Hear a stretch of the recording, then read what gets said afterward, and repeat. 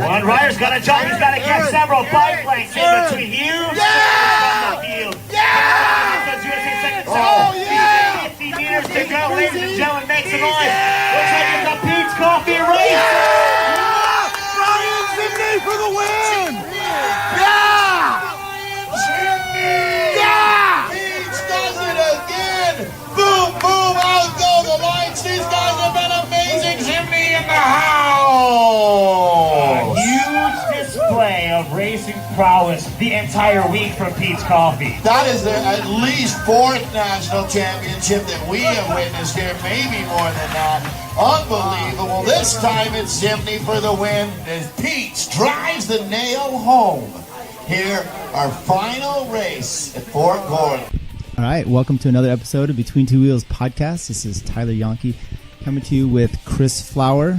Chris, hey, how you doing today? I'm doing good. How are you? I'm warm. It's a warm one in my office. You feeling it? Not yet. It'll get there. It'll get there. And today we're also graced the presence of Brian Zimny coming into our office, our studio. Hello. Welcome, Brian. Newly national champion. Hold that mic up there. That's correct. How you doing? I'm doing pretty good. You've been on the bike since Nats? Yeah. Every day but one day. And is that just... Are you wearing the new jersey? Let's show the jersey. I'm not wearing it right now, but I can hold it up. Even brought the medal, too. Very nice. Wow, Very look at that. nice. Look at that. Clean, crisp, stars and bars. Yeah, I wash it in the shower every time I wear it because I don't want to put it in the laundry. What does the medal say on the front there? Just says national Nice. championship. Very cool. Well, congratulations. Thank you. Everyone here, I think, in Sacramento is pretty much proud to at least, if we weren't going to win it, we being whoever the person is, at least you did. Thanks. Yeah. It's So good. who on your team hasn't won a national championship? There aren't that many. I'd have to look at the roster, but You can grab your list. I was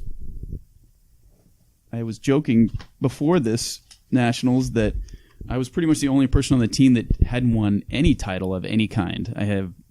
I still haven't won districts, and that's kind of the thing that most masters have done at some point. Right. Even team Not time us. trials. Oh, Chris has got one of those, right? Yeah, somewhere, I'm sure.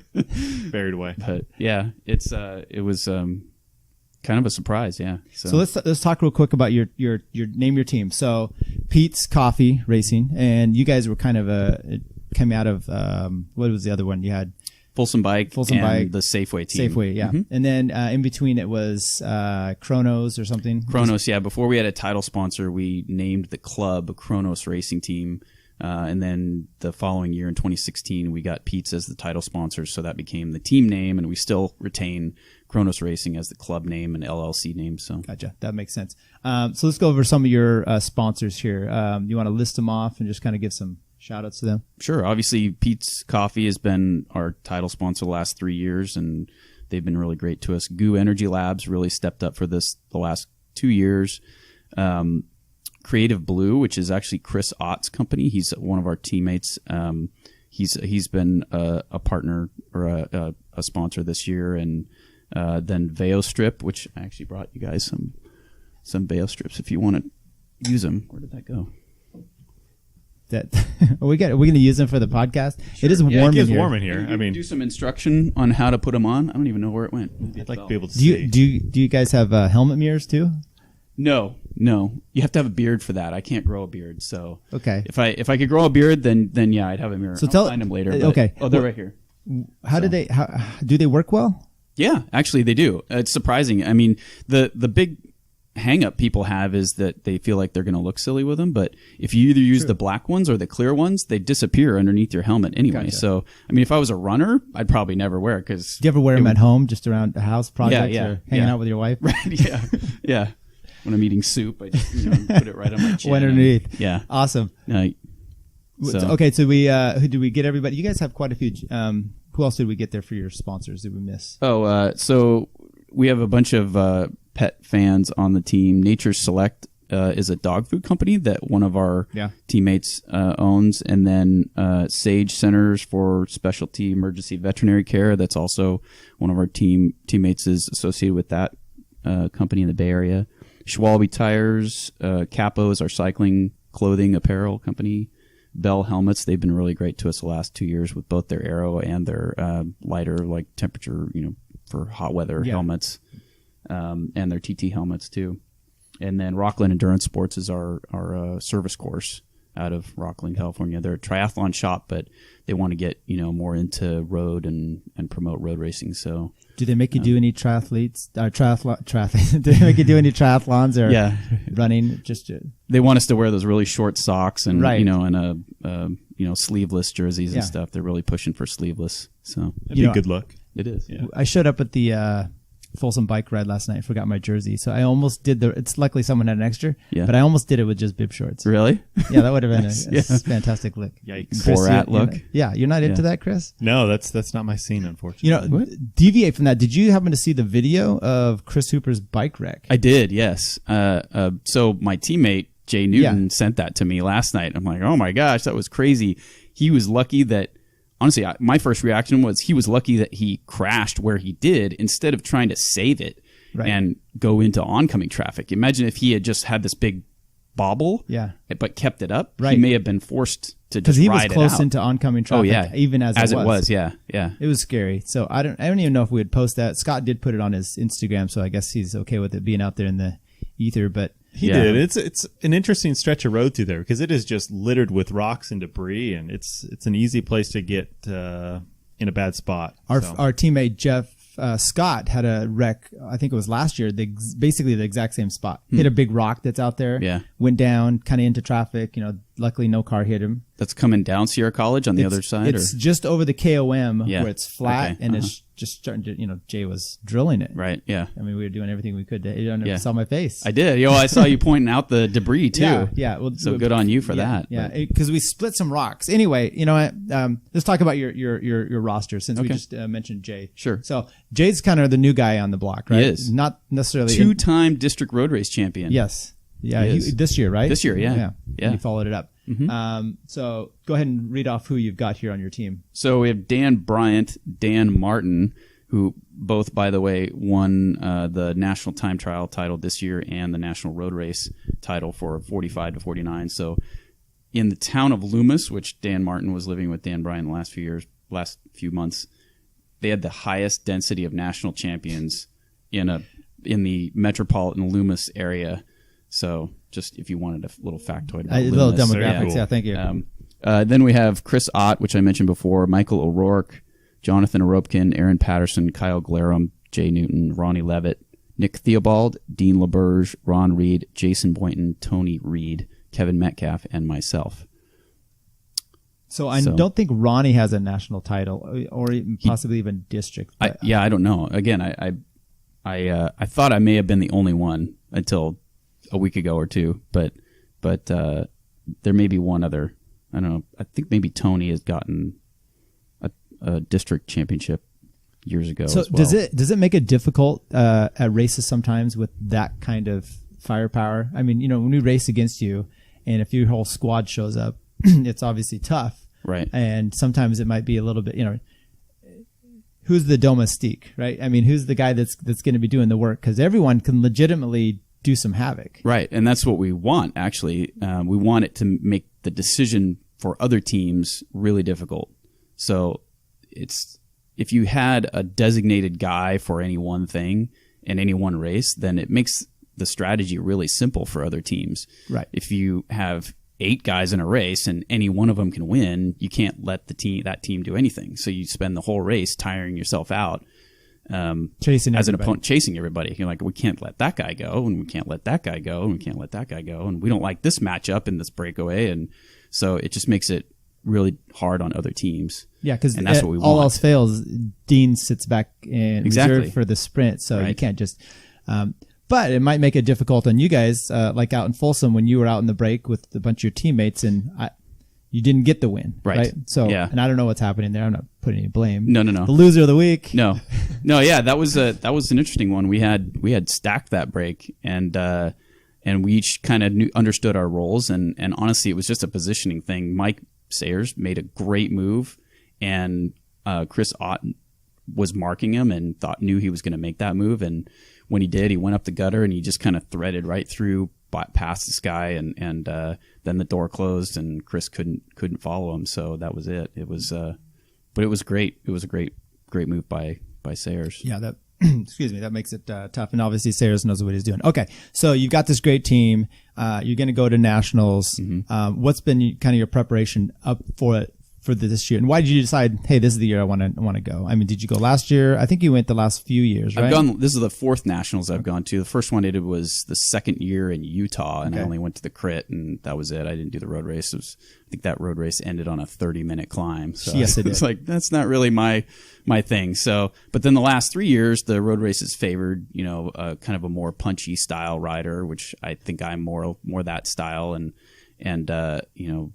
certainly not a purist in either sprinting or climbing, but I can do some of both. So the last year I was 7th at nationals and took the field sprint pretty handily. So I was confident that I would at least be competitive this year. And but last year the breakaway situation didn't quite work out. There was one break that went on the first lap. It stayed out the whole time. A couple riders swapped spots. They had a couple of pros bridged up and a couple of guys got dropped, but it still finished with 6 in the break, and so that was pretty much it. But myself and my teammates were pretty confident that this year, if it came down to, if the group stayed together long enough, that we would be in it with a shot of at least in the podium range. But so what was your preparation going into it this year? And do you like it? Because before, like in Utah, it was later on in the year. It was. Do you like it better? Kind of move to the middle of the season. I think so, especially being in California. We kind of had 2 seasons. Yeah. At least it's better, I think, if you have 2 seasons. Like right now, I'm in my off season, just kind of riding for fun. But yeah, when you win national championships, you could bail. Yeah, right. Yeah. But basically, yeah. I mean, it's a 6-month window or a 5-month window makes it pretty right on to peak for an event, and then take a little break, and then you have 3 more months or so of the season to peak for a second event. If you have, like, we have district crits at the end of this summer, or worlds, which I hadn't planned on going to, but I may now. So it's I think I like the timing of it in May. I really hope they don't change it. And well, I guess if they did change the date of nationals next year, I'd get longer time in the jersey. I wouldn't want it the other way, but because I remember Josh DePiece won it, and then boom, they changed it to earlier in the year, and he got that sucks. Yeah, totally. Yeah, I thought about Jeremy too. He was crit champ last year, but he didn't have a jersey all summer, and then through half of the spring, he didn't get to have a jersey. So I wouldn't want that. At least I have like 10 teammates with national championship jerseys they can give me. Right. So you're going to be okay. Do they have your size though? Yes. Yeah. Well, you're yeah. So if it's later in the year, or earlier in the year this year, did you find the conditions to be more to your liking with it being on the East Coast, or as far as weather, temperature, humidity? Is that something you were prepping for? Oh, yeah. Where was it at? It was in Augusta, Georgia. Okay. So we stayed at a house that was right by the Augusta National Golf Course. Like, I did a couple of warm-up rides around the golf course. Nice. Very nice. But if you know anything about that area, it's just ridiculously hot and humid. And it was last year as well. And so last year, that really took its toll on especially the biggest riders, but even guys from the Bay Area like Mike Spikes, Rob Amatelli really suffered in the heat last year, and he had been killing us all year. Yeah. And he got there and he just didn't have it because he overheated. Last year, we decided we were going to take the strategy of there's 2 feed zones per lap. We're going to take a bottle in every single feed zone no matter what, and drink some of it and pour the rest over us, because in that kind of humidity, you sweat, but the sweat just sits on you and it doesn't evaporate. So you don't get that cooling effect. So the only real solution to it is either have ice socks, which we wouldn't have, or wash off that warm water with cold water. So that's basically what we did, and I think it made a lot of big difference last year, and so we try to do the same thing this year. This year, the weather was pretty crazy. It started out just as hot as last year, but then partly through the race, it started to sprinkle, and then the lead moto came up beside us and said, hey, we're going to stop the race up here after 2 laps at the start finish. We're like, what are you talking about? It's just sprinkling. It's nice. It's cool. But, why would you stop the race? And then, a couple miles down the road, we could barely see the road because the rain was coming down so hard. And we went right to the front to make sure, if people started attacking, that we could make sure we weren't just eating road spray in addition to the rain. But at that point, the race was neutralized. So we kind of climbed up this last little finish hill towards the start, and Dave Toll, he's talking over the microphone. He's saying, "Get back to your car right now. Just go back to your car." And he sounded kind of urgent. And I'm like, "What are you talking about? It's raining hard, but now that we're going really slow, it's not as bad." So I started turning around. I was going towards the parking lot, and no sooner do I get into the parking lot, and I got hit with this gust of wind that turned my bike so that I had to point downwind to avoid crashing. And then I stopped and unclipped and carried my bike to my car, and it felt like I was, had a kite behind me. I was just like, the bike's sideways, and I'm leaning into the wind trying to walk through the wind. And then, so we just sat there, and it was like thundering, lightning, and rain like crazy for 30 minutes. And then they restarted us after that. But had we kept on racing past the start, after the start, you go down this like pretty steep descent. And if we had been hit with that gust of wind after that point, I think we either would have been off the road or crashed, or the whole group would have just been. So it was a good call. Oh yeah, it totally was. And I think they saw that coming, so they're like, let's cancel it. This was how far into the race? 2 laps. So it was it was 2 of 5 laps. Okay. So about halfway. Yeah. Almost. Yeah. Because I saw your Strava, and I'm like, come on.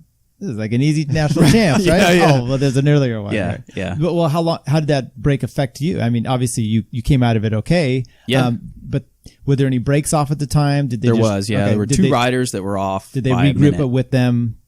Yes. Off the front. When we restarted, they gave them a minute advantage, and one of the guys so they had done a bunch of call-ups before the race, and this guy got a call-up, and we're like, I'd never heard of him before, but he had world champ bands on. And then I talked to Jeremy. He's like, "Oh yeah, that's this guy from the track. He's this track points world champ." So we knew that guy was off, and I guess a track rider, you never know how they're gonna. I don't race with those guys aside from Jeremy, so I don't know how a points race champion translates to the road. He probably could sprint really well, right? But how is he going to do it on a long breakaway? So he'd been out there for a long time with one other guy. And then they get this minute advantage after being, rested. So when we got going again, the first thing that happened was my teammate Jonathan went right to the front on the next climb and just drilled it. And it was single file up this climb. We get to the top, and the minute advantage was down to like 30 seconds. So that took a big chunk out of it. And then as we continued along, we pulled some more back, and then eventually you get to that point where the group starts jumping across. Guys are trying to either bridge or they're trying to form a new group, and they got swallowed up. But then more attacks came after that. So go ahead. I would say, going back to the break, did you guys do anything during that period? It was about 30 minutes or something, right? And you eat or do anything to kind of prep yourself to jump right back into the race, not knowing how it's going to restart, whether it's going to exactly. I mean, we didn't know how long we were going to be sitting there, so we're not only not racing, but we're also just sitting around. So we wanted to make sure we ate some solid food. Luckily, all my teammates that had been in the feed zone brought food for themselves, but they didn't plan on giving it to us until we said, "Give us what you have." Right. And so we started eating this food that they had, and then a few of them went off to go get some more food, and I used my Magic Formula Topical Edge stuff again. I have to plug that one for sure, since it has worked so well for me. But we'll talk about that real quick. Okay. So that's the fact that you've been having some cramping issues. Yes. Yeah. I am the cramp master. Yes. Krampus. Yes. And so this new magical formula is worked out for you. Seems to work, yeah. Or maybe you just need breaks every 2 laps. Yeah, exactly. Yeah, every hour or so. Well, it's funny because I had never reapplied before, and because I usually don't have that opportunity. Right. And I usually don't even bring more than one dose with the little packets, or now the tube. I guess I would be able to, but I usually don't bring more than one because I don't need more than one. But for whatever reason, this time I put 2 in my race bag when I went to this road race, and for sure I had the opportunity to reapply, and I did it, and I felt great afterwards after the restart. Do? It's basically like it's baking soda in a cream form. So if you know what baking soda, it's a base. So if your blood is acidic and you put this stuff on your skin, it goes through your skin and it neutralizes that acid that's created by intense exercise, and lactic acid and ions that are produced when you intensely exercise. Which is what you were doing. So, which is what I was doing. And obviously, that's something you've had a problem with. So for sure. Well, that's good. Okay, so the race is back on. You've applied your topical edge. Yes. You're gunning to go.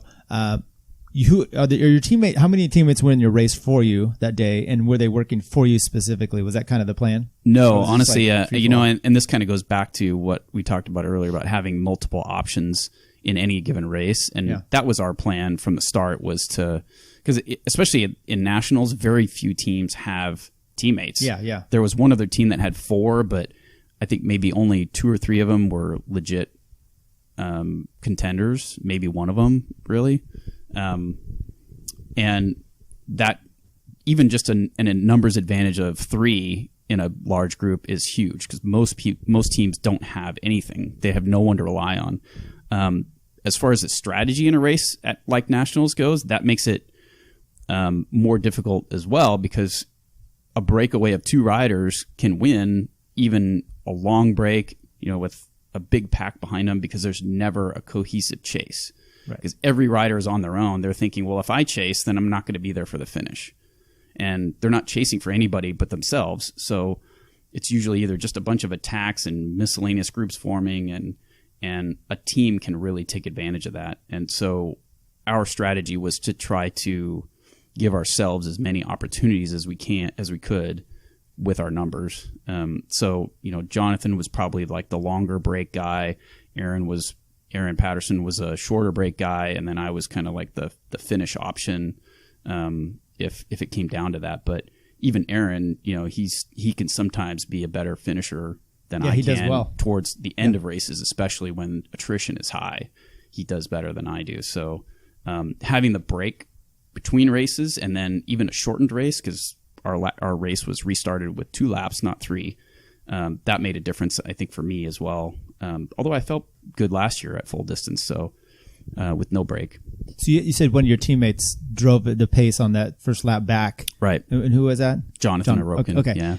So obviously he was taking the impetus to kind of help the team rather than himself in a sense like that. Yeah. And gaps were opening up. It sounds like it was important. Oh, yeah, for sure. We knew that the pace was going to be hot right from the start of the restart because it's a shorter distance and everybody had a break, including the breakaway of the day. So we had to bring it back quickly. So he made a huge difference. And then later on, there were a couple riders on the final lap to go that had broken away, and nobody was looking to chase it. So our second option was Aaron to go for like a short distance break. So he launched to try to get across to him, but the big favorite in the race, this ex-pro Emil Abraham, who he was a crit specialist, multi-time champion crit specialist from Trinidad, was right on him, and that actually he neutralized Aaron's attack, but he also burned a match in the process. And Aaron looked back and saw him right on him, and decided he was committed now to just chasing down those last 2 guys to give me a shot. And it was like no hesitation. We didn't talk about it or anything. He just knew that he probably burned too many matches trying to make something happen. So the last option was for me for a group sprint. So walk us through that. So last lap, break's been brought back. No, we didn't catch them until less than a K to go. Okay. Wow. Okay. So and is that Aaron doing a lot of work there? He did all the work. Yeah, he just sat at the front from 5. So why didn't you give him that medal you have there? You can have a piece of it. I'll break off a little. Right. But no, he took it from like 4K out. He attacked at 5K and took it from 4K and just sat at the front until less than a K. So right after the 1K to go sign, we start this 1.5-minute climb, the feed zone climb, the last feed zone climb. And then it's 200 meters flat to the finish. So he took it all the way to the bottom of there and then peeled off because we had caught those 2 riders and they got spat out. And then, like I was saying, that Emil Abraham guy was on Aaron's wheel and then followed this other dude who just decided he was going to pull us all the way up the hill. I don't know why. We did this recon of the course, and Dan Martin, who won his race, we did this practice run up the hill and to the finish line, and he led me up the hill. When he was really on it, there was a pretty significant draft. It was 16, 17, 18 miles an hour, and to be leading up that hill was not the right thing to do for sure. But I was going to let him do it. So. And were you able to get on his wheel pretty good? Yeah. You were like second wheel? Third wheel. Yeah. So you're looking prime. So I'm sitting on the And guy how are you that feeling at that moment when you start to think things are playing out well? And were you feeling good and kind of like, I was thinking, crap, I could do this? Well, but so the one thing we didn't want to have happen is have it come down to a straight up sprint with this guy who made a living doing sprinting. Yeah. So it would have been better if we had caught the break without Aaron using a match, because then he could have gone early and forced this guy to chase, and then I could have come around him. That would have been probably the ideal finish, but it didn't happen that way. So as I'm going up the climb, I know I'm all on my own, and I'm thinking, how am I going to beat this guy in a sprint? It's probably better if I go first, because then he has to come around me. If I'm following him all the way to the line, I probably won't be able to come around him. So, but we're climbing up this hill, and right towards the top, I move over to my right to give myself a way out, I guess. And he kind of stays behind this guy who had been leading. And then right at the top, two other guys who know we're setting up for the last 200 meters flat come right around him and get in his way. So as soon as I saw that, I looked over and I'm like, he has no way out. So I went to the right, up against the edge of the road and around that guy who had been leading the whole time, and then just started going for it. But it took forever. It was like the longest sprint ever. I looked at my time on Strava and it said 18 seconds. I'm like, that was the longest 18 seconds ever. Yeah. Because you're starting from like 15 miles an hour. Yeah. So you were having to wind up. Yeah. And did you, sometimes you could get the wrong gear on that. I mean, were you just able to click through? I'm just clicking gears and looking through my arms and waiting to see a wheel. And do I hold back and then try to, push harder if somebody tries to slingshot by? And did you just go full out then? Yeah. You just said, hey, screw it. Yeah. And how much did you win by? I don't know. A lot. 4 bike lengths. Okay. So it was pretty comfortable. Yeah. Nice post up. Yeah. And, yeah. Any yelling? Yes, lots. Yeah, lots of swearing, and then hoping that and then I'm looking around for officials, hoping they don't say you're DQ'd now for swearing, or at least in the communique. Was there any kind of like fines? Yeah. I hope not. Yeah, you didn't get fined. I didn't get notified of any fines. So then you started your sprint kind of after the crest of the hill, or did you have to start jumping before that? No, right at the crest. Yeah, okay. Yeah. So it was it felt like a pretty good distance. Yeah. Barricades come into play at all, or did you? There were barricades, okay, but they weren't in play. That was one of my other concerns. Was if it had been tight, then you'd have to have some clean air to make sure you get through. And the guy you were marking, where'd he end up finishing and all that? He was second. Oh, was he? Okay. Yeah, but if you look at the photo, I mean, there were two guys that were kind of coming around him, so he was having to battle it out. I don't know how he got second. Did he come around those guys, or did he lead them all the way in and they just couldn't beat him at the line, or what? But obviously you knew the guy to watch. Oh, yeah. And so that was good. Because he was last year's winner. Yeah. So if he got boxed in a little bit or had some problems with those guys coming around him, you obviously did the right thing. So good for you. I mean, everything just lined up. Totally. And you passed the drug test afterwards? I don't know yet. I think so. What test? The test where you have to produce the right amount, or the test where you're actually clean? So no, did they have testing then? Oh yeah, for the winner. Yeah, and the second place for everybody. Okay, which is it, but then I don't think they tested anybody in the crit. And it was the same thing last year. I don't know why they do that, but and I've mentioned that before. When I went out to Utah, it was the same thing. It was just, and I remember saying to Curt, I'm like, that's the one day all these guys from. These big guys show up for I would say from that where? Was very tactical. I like that. They Good show adjustment. They all show up just for the crit, and then you go and look at and it says, "Oh, we're not doing testing today." And I'm just like, these are the ones you should maybe be worried about. Yeah. I'm worried about them. Right. So they weren't there for the crit, where they weren't testing, but were they actually there? I wonder if it's just a budget thing where it's like, okay, we only have money to have the guys. I don't know. At the race. Maybe they were going home or something. Who knows? Yeah, we're out of here. Type of thing. We did something. We collected samples. Yeah. Right. So what's the turnaround time on that? Do you know?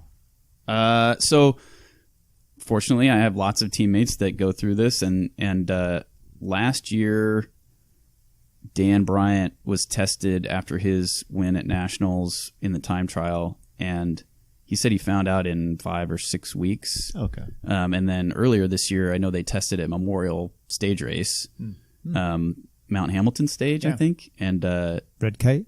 Yeah, and so that one, I think the turnaround was like a month. So I'm hoping next couple weeks. Good, yeah. Yeah. I'm hoping for the best for you. Yeah, totally. Yeah, me too. Yeah.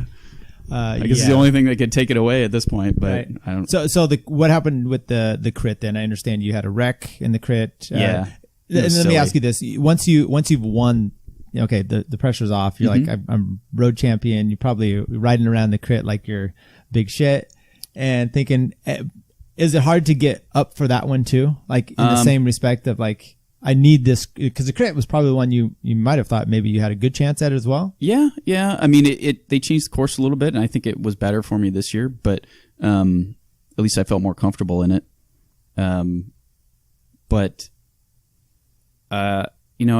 It's I felt like my teammates, they for sure stepped up in the road race for me, and so it would be a complete disservice to not do the same for them. Gotcha. Yeah. Even if I wasn't trying to, I totally would have won myself if I could. But I knew that part of the result from the first day was I'd be pretty heavily marked the second day, I would assume. If I was in the crit and I knew who won the road race, I'd be marking that guy for sure. So I tried to kind of play off that a little bit and get guys to work extra during the crit, so that maybe Jonathan or Aaron could take it. And how did your teammates do? Aaron was in a pretty good move with 3 or 4 laps to go. He was in a group of 4, and they had about 10 seconds, which doesn't sound like a lot, but on that course, in that kind of heat, nobody had much snap at the end of the race. And 2 of the guys, I think he was in there with Jeremy, and 2 of the guys in the break they just wouldn't even pull through. They wouldn't do anything. So I think there were a few teams that wanted a field sprint. There was Monster Media showed up only for the crit. I'm pretty sure they wanted a field sprint, and there was another team too that I think wanted a field sprint. So that may have worked against him. Maybe I didn't see who was with him. I did a couple of moves to try to bring back a lone rider that was out there for most of the race. It was super impressive. It was Carlos Casali from Intelligentsia, and we caught him with, I don't know, 2 laps to go, and Aaron was in his break by that point. But yeah, it ended in a field sprint. And you had a wreck. So what happened there? Well, it's funny. So after my second attempt at getting across to this lone rider, or at least encouraging the group to bring him back, which it actually did, it went from 20 seconds down to about 8 seconds. But nobody went with me. I was hoping that people would come with me. Yeah. Instead, they just chased me. So either way, the goal was accomplished. We got close enough, and then he was brought back.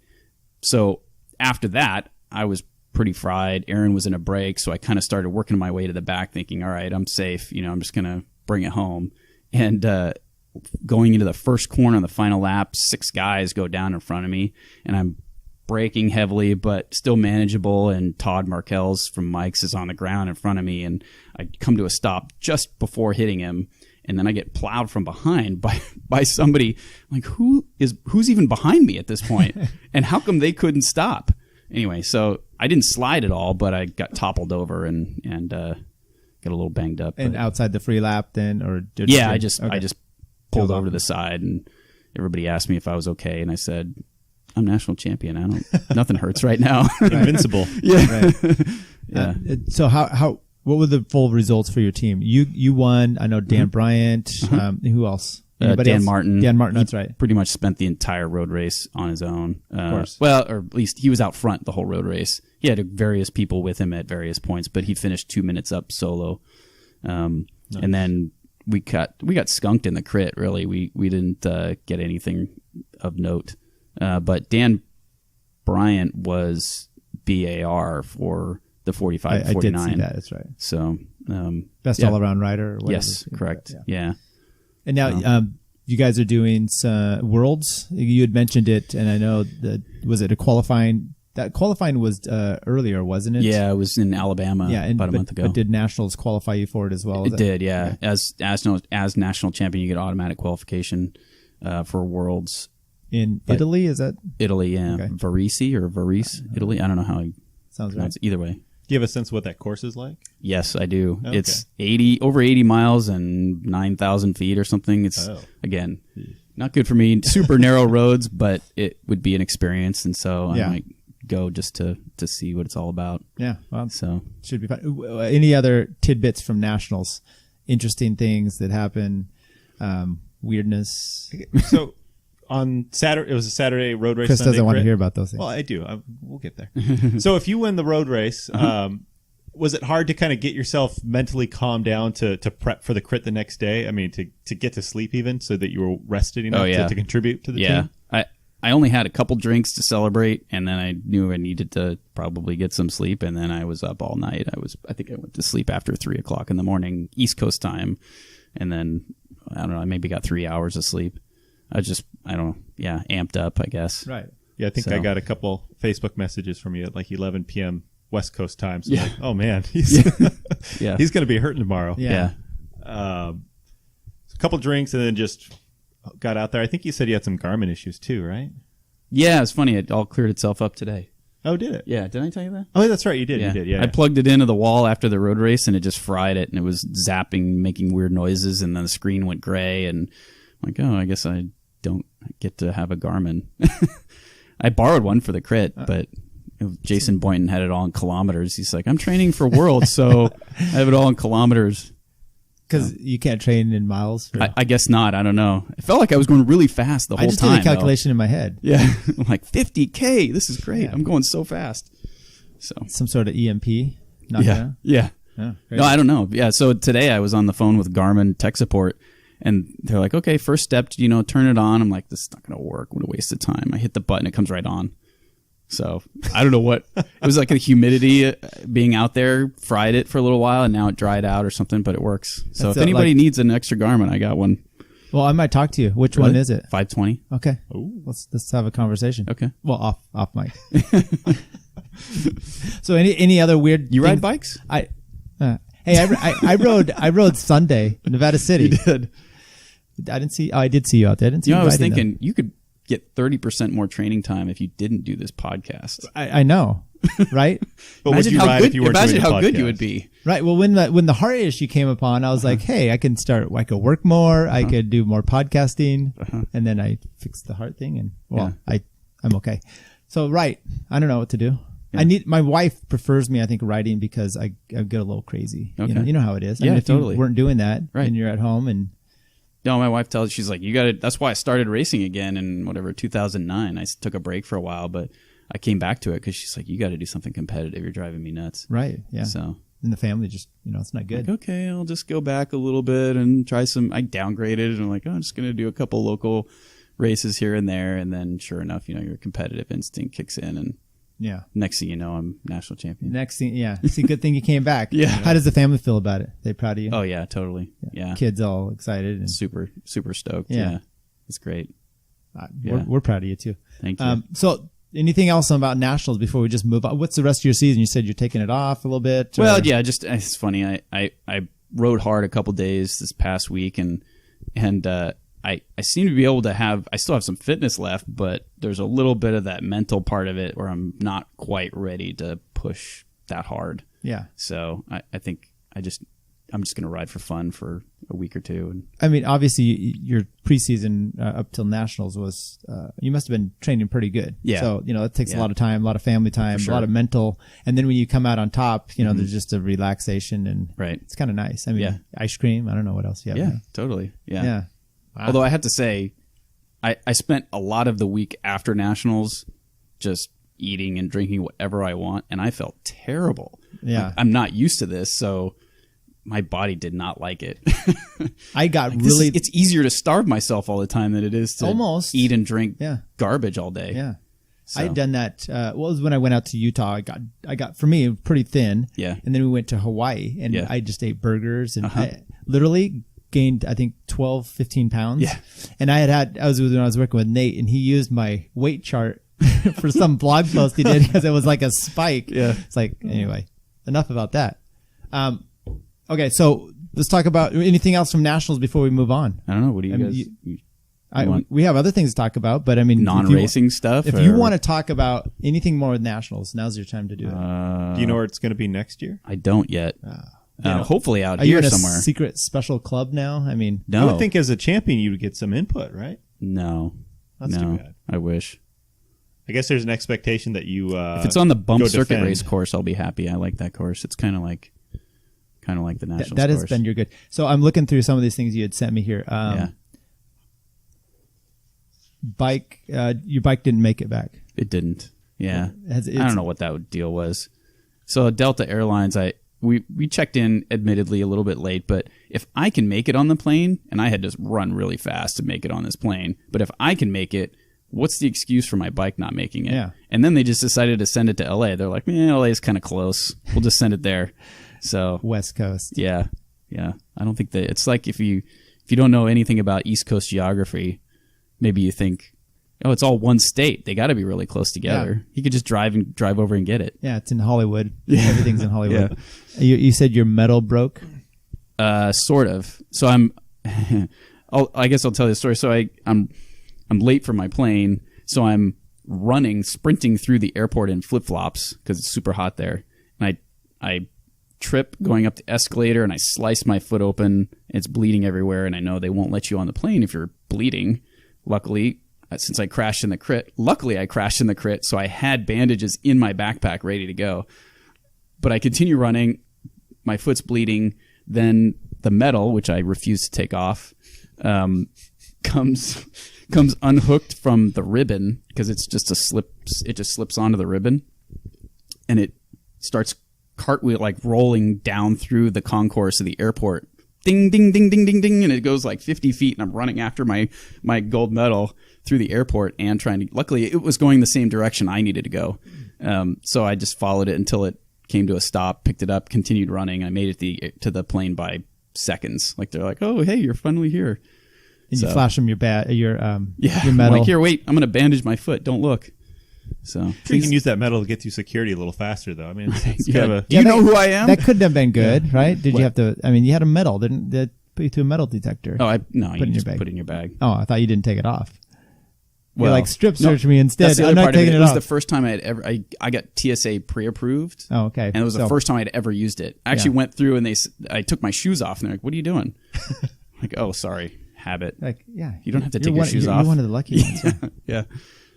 So okay, so congratulations. Thank you. Really proud of you. Glad you came in. You've been a friend of the podcast since the day one, I think. So finally got you in the audience here. I mean, I've been trying to get on here. I didn't know I had to win a national championship to get on. No. It's a high bar. We've said, hey, come in, and I just thought you were scared. Yeah. No. Or maybe you felt like, with your team you needed to do something. No. It was, early on I made all these excuses about not having our sponsors wrapped up, and then, life got in the way once the season started. So totally. We understand.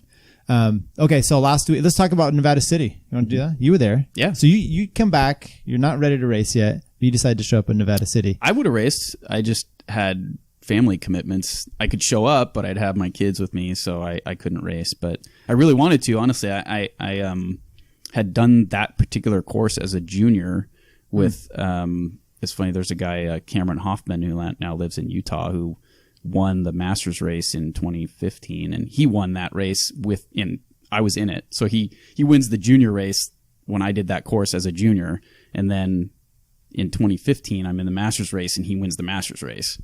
So he had just come out to visit family or something and jumped in, but that was on the other course. Yeah. Anyway. And did you, it was a junior, I guess, when you had done the other one. Do you have much recollection of which one you preferred or how they would play differently? It would be better for me to have the new course. The other course is more climbing. It's more, there's actually kind of a run up that before the steep part that takes something out of your legs before you get to it, and that's not good for me. So I felt the exact same way. And I had people Matt Graffath, they didn't seem to like this one. They thought it was more difficult. You were there watching. I was able to hang in with the front group, so something's wrong with it. Right. Yeah. Right. Because I think it was the first time I hadn't been lapped. Yeah. and I don't know if it was an easy day, but no, I found that you come around that corner, you hit that first pop, and it takes a lot of elevation out, momentum, and then it's the rest of it. And I was fine with that. Yeah. I mean, it was a good day. Yeah. Whereas right before, I'm in climbing speed going up that, and it just doesn't work for me. So anyway, the Masters went pretty good. We had Chris Coble and your buddy, your teammate Dan Bryant off the front, going 1-2 or 1-1 because they split up the 35s and the 45s, and then Jay and Ronnie were both in there. They both got top 5. And Chris Coble once again doing his thing. I don't know if you were able to watch. Were they working together?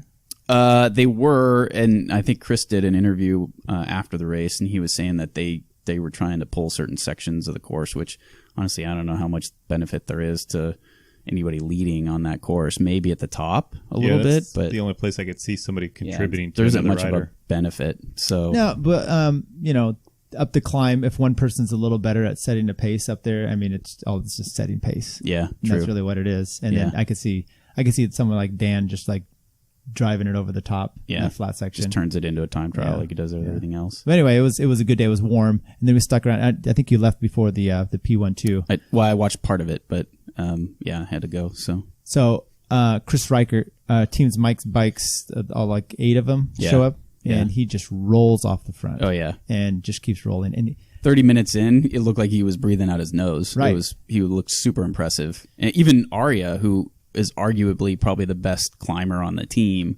looked like he was really working to try to catch his teammate. He looked good too, but it was not the same. No. Chris looked solid. He's just incredibly smooth. I don't think I saw him get out of the saddle on any of the climbs. He looked incredibly smooth, incredibly powerful. I had the misfortune of having him come around me a couple times, so I got to see up close how smooth he was moving. So they did a thing there where they do the first lap, hot lap, like $100, which is pretty cool, except for it just shatters it right off the gun. Plus, they stage you on an uphill, so you're trying to clip in uphill, and there was some interesting speed play guys just take off. Yeah, and I know Stefan was in front of me, and he was kind of like, weaving and not getting his foot in because you're rolling backwards. Yeah. It's not easy. Yeah. So that starts out and it just shattered from there. And I think the shorter course allowed for, obviously a little shorter times.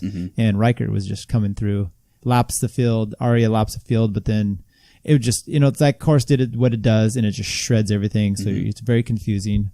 I was out there. I got lapped and because I did the P12 as well, which was interesting. I got pulled pretty quick, and then there was guys that I had been ahead of that were still being able to. And you never. That's how that race goes. How right? it is always is. You're right. Yeah. And we had between two wheels, we had a special podcast preem that we had going on for. We did, 3 races. You want to talk about that and how that actually went out? Yeah. So one of the things we did was that last week we got together and just tried to do some last minute promotion for the race to try and get folks up there. And one of the things that we had talked about is, in the past, people may have been reluctant to participate because it's not a good race for them. I'm going to get killed or dropped, whatever. That's one of the reasons I never did it before. So we kind of came up with the idea of giving out $100 to the men's P12 and the women's P123 race for the last placed finisher. And in the men's Elite 3-4, I think Curt had put together a little prize package, including a helmet, and I think Tyler and I threw in some other gear as well. The stipulation was that you had to be the last placed rider, so you couldn't have a DNP or DNF next to your name. You actually had a place. And it had to have a field size of... And that's the other thing, is the field size had to be, we said 25 or 30. The only race that really hit that mark was the men's P12 race. I think they had 45 of us on the line. Previous years, I think they were floating around high 20s, low 30s, so I feel like we could take some credit for that. And in the end, there was a little bit of confusion at the end. So we had said on the podcast that we're not going to hang around. Why don't you say what the confusion was? I'll get there. Okay. Yeah. So we said we'd hang around there for a few minutes and meet up at the top of the hill, and we'll hand off your winning prize. So right when the results got posted, we went over and took a look, and it was Creighton Gruber was the last placed rider, and not many people protest the last placed rider or those results. And so we reached out to Creighton. He had left for the day. We ultimately made contact with him. But apparently there was another rider that had crashed on the first lap and then was able to rejoin with the group and had been placed, I think, 23rd as opposed to 24th. And overnight there was some resorting, and I think he ended up getting moved to the last placed rider. But at that point, we had already reached out to Creighton and extended the award to him. Right, but you didn't really explain what some of the whole confusion was, not with how our part, but with the race itself. So what happens is, with all these people being lapped and some weirdness, then Andrew and some of his teammates are kind of off, and the typical thing is you finish on the lap of the leader. Mm-hmm. So they come through and they're one to go, and so they're Andrew's sprinting up there and da.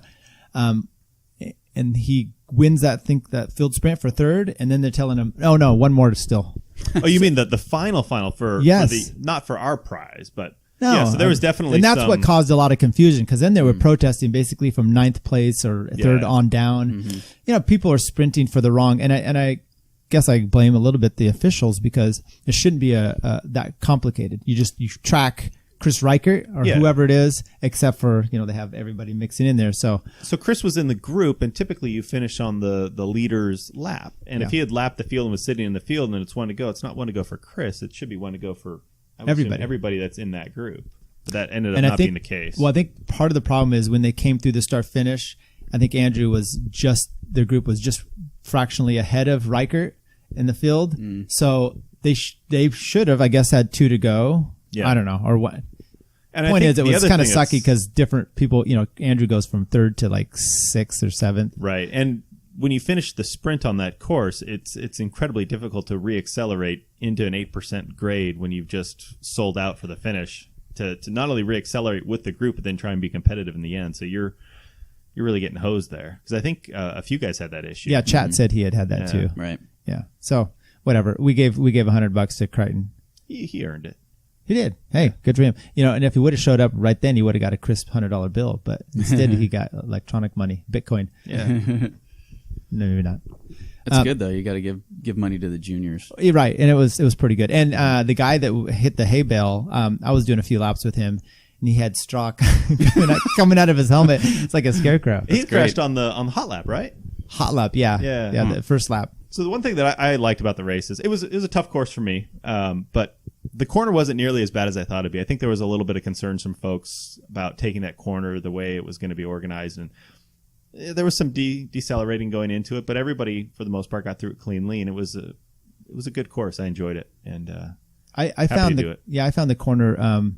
We went into it a little easier than you do when they go all the way down the hill for some reason. We were flying through that one more. Yeah, I think part of it I found was that the corner is a little blind, so you're kind of going into it just thinking, if somebody's on the ground around this corner, there's no way I can see them until I'm on top of them. So maybe there was some braking there. But, the scarecrow guy. Yeah. You going to do it next year, Brian? Yeah, sure. Assuming it's not on nationals. Right. Yeah. Yeah, that was another bummer, right? You could maybe it was with the pros were racing Sunday. We have Nate Brown's brother who won. Yeah. But you never know if some of those guys would show up for. Come on, it's Nevada City. And not that they're all going to show up. The women's race was pretty good, though. We were able to see some of that before we had to kind of get prepped for our race. And I think they started with 10 or 12 women. I think it was 11. Was it 11? Yeah, okay. So one person didn't get in the money. Yeah, but there was also Mary was in there in the 35s. Oh, okay. So she was flying solo in that, but they put her in that field. That group got whittled down pretty quickly to 3 that came together at the line. And who were those 3? I think Ellie Velez got 3rd. But then Gray second with second. And then, Muscle Milk racer, I forget her name. She ended up taking the win. Okay. We should probably look that up. Yeah, we should know that. Are you doing Lakeport? No, I can't. I wish I could. I was going to say I really liked that race last year. And it looks like Chris Reichert's got to be the big favorite to win it again. Last year in the 1-2s, he lapped us at least once solo. He was just off by himself with his gold wheels. Is that hill? What would you categorize it like? It's punchy. I think it's a big ring hill every time around, but it's big ring and upper end of the cog set. So by the time you get to the top, you're kind of grinding it out. But I think it's enough so that it allows a lot of different strategies. You could come to the finish as a group. You could have a breakaway getaway on it. You could have, a lot of light climber guys make life pretty tough on bigger riders. So, the best part about it, I think, is the different strategies that could play out on that course. Or you could be Chris Reichert and just ride away from everybody. That always helps. Pretty wide open. Yeah. Okay. Yeah. The finish is, a fast downhill double right. So you kind of need to be near the front for the short run to the finish, because it gets singled out pretty good in the last 2 corners. But yeah, it's pretty fun actually. For being a rectangle, it's actually pretty fun. Yeah. So when you say you can't go, I don't know, maybe you've burnt a lot of family capital. So I have a big family reunion. Oh, well, there you go. I'd be able to go. But so, and then when is Worlds? Worlds is not till Labor Day weekend. Okay, so you've got a little bit of time to kind of be at home and build that up. For sure. But there's a lot of good races in the summertime, and I want to show off the jersey in any road race I can. Yeah, not just on the trail. Right. Keep seeing these there pictures. too, and doing yard work and Yeah, well, do you wear them with pants, or do you just go without pants? Yeah. Why would I not wear pants? I don't know. It shows off the jersey more. What I need to do is get some. I need to get some of those those big flowy pants from, what's the guy from Napoleon Dynamite? Napoleon? No, yeah, no, the guy that Pedro? no, Rex Kwon Do. Yeah, Rex Kwon Do. I need some of those Rex Kwon Do. Nobody wants a roundhouse kick to the face when I'm wearing these bad boys. No, right. You think Starlet come home to Starlet with that wearing these? Or something? Yeah. That's I think good. the jersey makes good family reunion wear too. It does, yeah. You got to wear it for that. Mm-hmm. All right. So Back to Nevada City briefly. Yeah. Women's race winner was Lisa Cordova of cycle sport. So I want to get her. Congratulations. Maybe we'll have to do another one of these preems by the Between Two Wheels podcast, and I don't know, for another race. Is there another one you want to really promote, Chris? I'm sure we can come up. This with was something. mostly because Curt lives on the course, so. I think he really wanted to be the promoter of the race. He wanted a call up, and he didn't get one. He did not. Local guy, no call up. I don't think Jonathan got one either, right? Baker? Well, he doesn't live there anymore. Well, he does. He does kind of. Yeah. He's a nomad. Yeah. All right. Well, you're our winner of the week. I don't know if you knew that. That was last week. I'm picking you. Okay. He doesn't count anymore. What about Creighton? Well, no, He I'm was the saying, loser of the we week. pick winners he's the and loser of the week. yeah. Hey, the guy got $100 for being a loser. Yeah. Doesn't go get any worse than that or better than that. Okay. Well, any other new race? We have Lakeport, and then what else? We have 4th of July. Are you going to do districts for the pro one too? Could I wear my jersey in the crit? No. Then I'm not going to do it. Explain You this. just ride around, kind of. I might do the day. that. You That'd probably be good. could 4th because- of July with stars and stripes. Right. You just probably ride around could at that point. because we've done a race, Masters race, and Dan Martin wore his World's jersey I in know. the crit. Yeah, I know. John Novikov loves to talk about that. Right. Technicality. There's no such thing as a world criterium champion. So it's just if you're riding a road bike and you're racing, It's fair game. No. then you're world champion, Gotcha. right? No. Oh. No? Just because there's not a shot to win one doesn't mean that you qualify for when you ride a crit. Well, who is he dissing by wearing it in a crit? Who's the world crit champion that's going to say, "Hey, you're wearing my jersey in my event"? Well, nobody. But I mean, is that why you do it? I don't know. I'm just trying to justify. It's my teammates. I don't really care. I just thought I'd I bring don't it either. up. No, he was world champion though for Canada. Well, yeah, he was actually. Yeah. He worked. Yeah. So how does that work? Is he dual citizen? I don't know. What does that have to do with wearing it in a crit? And No, I'm just changing subject. Oh. I'm just inquiring. yes, he is dual citizen. Okay. Yeah. So Yeah. he just- I think last year though he raced US. as US. Yeah. Yeah. Mm-hmm. All right. Well, good luck this year. Right. I think this year he's racing as a Brazilian or something. No, I don't know. He's moving to Brazil. So Oh, is he really? Yeah. Just the new. Okay. yeah. New national championship to win. Yeah. That's what it's about. Was he enamored with the Olympics or something? No, He liked that course. His wife lives there. Oh, okay. Well, Yeah. okay. That makes even more sense. My wife lives in Folsom. Yeah. Are you the Folsom champion? I am, but Matt Chat just said he's moving out there, taking Shavak's house, and he's probably going to take my KOMs. That's bad news. That's his goal. All right, we'll make this. We'll close it down here. thanks for coming in, Brian. Yeah. Appreciate it. Thanks for having me. We'll see you out at the races. We'll post a nice picture up with your jersey. You want to demo the Veo strips? I think we can do it later. Veo. Okay, wow. Yeah. Where are those made? Actually, I don't know where they're actually made. The company is from Bay Area, but okay, well that's what it says made in USA. So there you go. Well, we need a Stars and Stripes one. That would be nice. Yeah. You could probably Maybe have just stripes. How about if you have your kids paint them up, and then when you wear them, they'll just drip down like Tammy Faye Baker's makeup or something. There you go. So, Chris, they're really good for TTs or trainer workouts. There you go. Yeah. Congratulations to Brian. It's awesome to have him take that win. So yeah, validates Northern California racing for sure. We were definitely missing that beforehand. You know, and that's a great point. Maybe we should have talked about this a little bit ago, but you know, no matter if the nationals are here or they're somewhere else, I mean, Northern California really does great. Oh yeah. I mean, well, Colorado and California, you know, I was saying when I was younger, I was like, you could race in those places, you can race in your category anywhere. You know, Right. don't worry about going anywhere. Right. And it's obviously bears fruit for you guys at nationals, and so you know we have a good spot here. Yeah, for sure. Anything else? That's all I got. I hope just reaching out. Hope Hooper is healing up. Oh yeah, Hooper, and I hope Lakeport goes well because I like that race. yeah, I hope. Yeah, all of them. Ladoga got canceled, I heard. It did, yeah. That's kind of a bummer. It's a fun course. I know if people like the old course more, but I enjoyed. I don't know the much Ladoga about race. it. It's got a really, I wouldn't say super long climb, 10, 12-minute climb with the sun beating down on you. It's fun to turn around and come back down it though. So it's a bummer. Hopefully it finds its way back on next year. So, Chris, before we head out here, you told me last night you're going to take a little bit of a break. Yes. When is your comeback?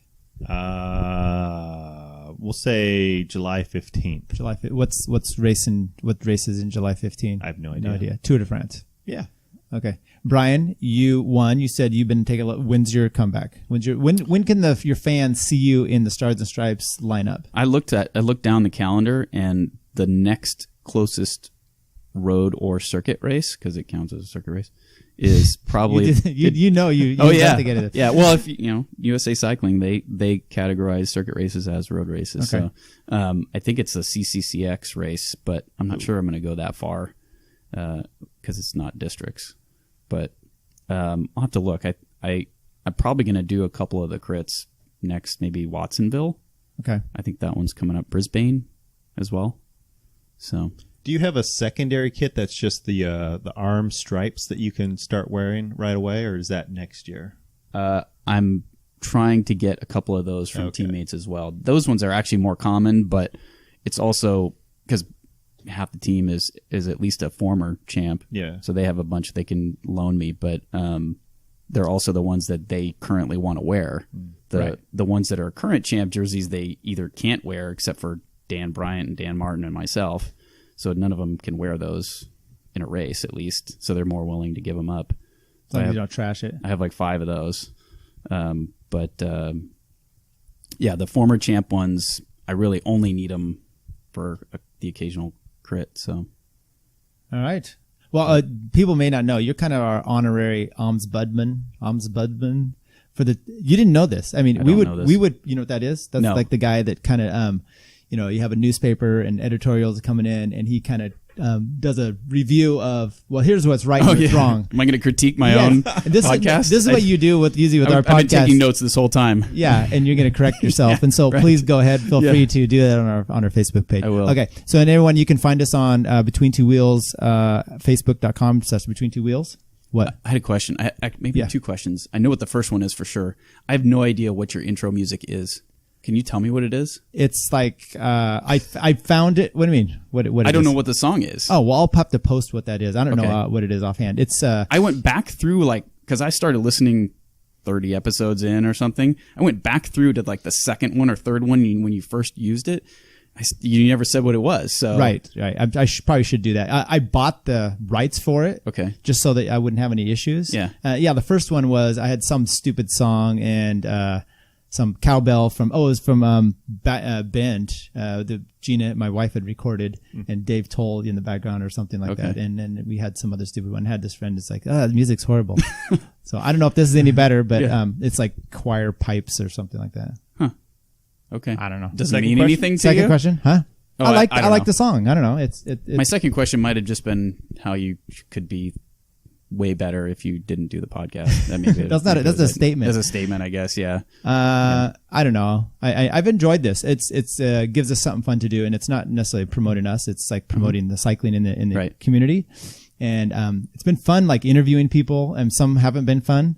But but it's good to I like to try to all these different people out there, and what it's done for me this year is it got me back into following all the different categories. I've got to know kind of the P, Tarun guys and some of these other ones in the P12s in the women's field too. And I wish they had more. What would you laugh at? Well, I was just thinking, so following other fields that you don't normally compete in, Matt Chatlong sent me a screenshot of I think it was the registered list for Lakeport, and there's somebody in the Cat 3-4 field that registered under the team name Texas Chode House.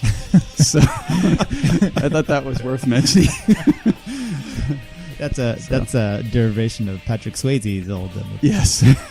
Chode is not road. I think is it supposed to be Roadhouse? Yes, there is a team, Texas Roadhouse. Yeah. Actually, in the 40 to 44 crit, the national champion is from Texas Roadhouse team. Interesting. A sub team that'll be at Lakeport. Yes. Yeah. Any other questions for while you're in here? Okay. No. Well, thanks for coming in. Yeah. Chris, thanks for coming in. Sorry it's so warm in here. I hope everyone enjoyed it. It's actually not bad. It's nice in here. Well, if you want to give Brian some feedback, you can check his. Do you guys have a Facebook? You have Instagram. We have Instagram and what Facebook. Is it?